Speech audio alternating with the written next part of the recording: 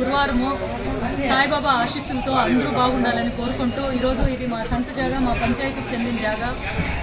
కొంతమంది అధికార పార్టీ వర్గులు వ్యక్తులు దీన్ని కబ్జా చేసి ఎన్నో ఏళ్లుగా మనం పెట్టుకోని జాగాని ఫేక్ డాక్యుమెంట్స్ క్రియేట్ చేసుకుని కబ్జా చేసిన జాగాని ఎంతో పోరాడి కోర్టుకు వెళ్ళి స్టే ఆర్డర్ తెచ్చి ఈరోజు మన ప్రజల కోసం దాన్ని దక్కించుకున్నాం మేము.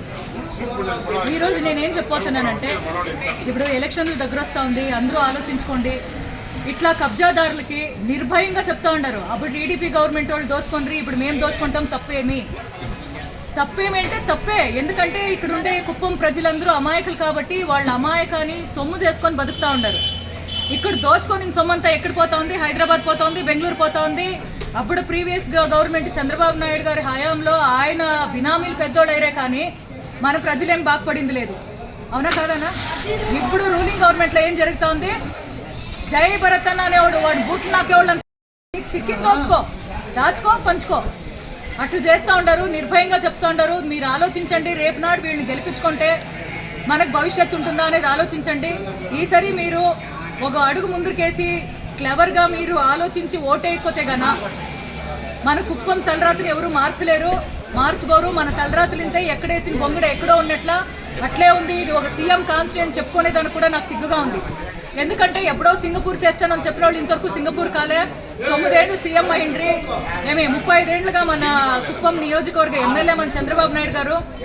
ఆయన తెచ్చిపెట్టిన 2 గార్మెంట్స్ తప్పితే, అక్కడక్కడ రోడ్లు తప్పితే ఇక్కడ రూలింగ్ గవర్నమెంట్ వాళ్ళు అంత పట్టుకుని చేసిందేం కాదు. నేను ఒక వైఎస్ఆర్సీపీ సర్పంచ్ భారీగా నేను నిర్భయంగా చెప్తా ఉన్నాను, ఇక్కడ ఏమీ డెవలప్మెంట్ జరగలేదు. కేవలం మన రైతుల అమాయకత్వంతో ఆడుకుంటా ఉన్నారు.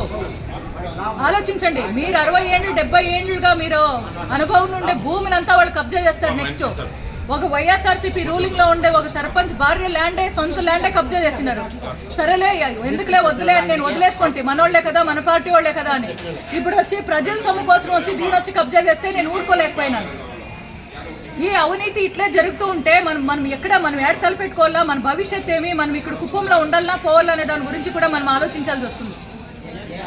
ఆలోచించండా, అక్కడ సీఎం స్థానంలో ఎవరు కూర్చుంటారో అనేది ఇంపార్టెంట్ కాదు. మనకి ఈడ కుప్పంలో మనకి అనుకూలంగా ఏ నాయకుడు ఉంటాడు. ఇంతవరకు స్థానికంగా మన ప్రజలు, మన కుప్పం వాళ్ళు ఎవరు అవకాశం ఇవ్వలేదు, ఎవరికి ఇలే. కాబట్టి సరే, నేను ఎమ్మెల్యేగా పోటీ చేస్తూ ఉన్నాను. ఒక సైనికుని భారీగా ఒక అవకాశం ఇవ్వండి. నాపై మీకు నమ్మకం ఉంటే దయచేసి ఒక ఓటు వేయండి. మీరు ఎక్కడి నుంచినో వచ్చిన వాళ్ళకి దయచేసి ఈసారి అవకాశం ఇవ్వద్దండి అనే నేను కోరుకుంటా ఉన్నాను మనస్ఫూర్తిగా. ఇప్పుడు నేను చెప్పిన మాటల్లో మీకు నిజాలు ఎన్నో తెలిసిండాయి, ఆలోచించండి. Thank you. జై హింద్. సమస్య లేని ఇల్లు ఉండదు, పరిష్కారం లేని సమస్య ఉండదు. బంధాలు గొప్పవి, బాధలు చిన్నవి. మీ సమస్యని మేము పరిష్కరిస్తాం. రండి, మాట్లాడుకుందాం.